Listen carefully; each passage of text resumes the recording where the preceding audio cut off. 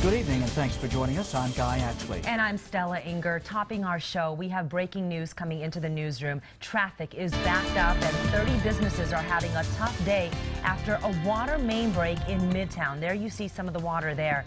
KGUN 9 on your sides. Justin Shecker is live at Columbus and Speedway with a live look. Justin.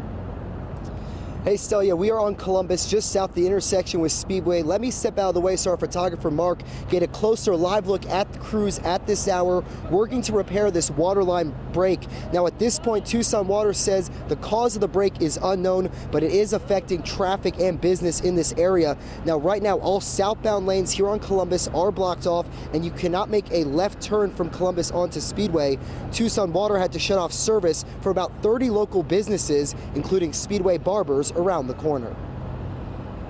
Need water to kind of maintain doing business here, so it was kind of like the city of Tucson came by and said they're going to be down for about 4 hours, so which is understandable. That happens. What are you going to do about it? And back out here live, you can see some of the standing water behind the traffic that's backed up here at Speedway, where right now you can only make a right turn from Columbus. Now this water line break happened at about 2 o'clock this afternoon, so we can expect crews to be out here till about 8 o'clock this evening working to repair this water line break. We are live in Midtown. I'm Justin Shecker, KGUN 9 on your side. All right,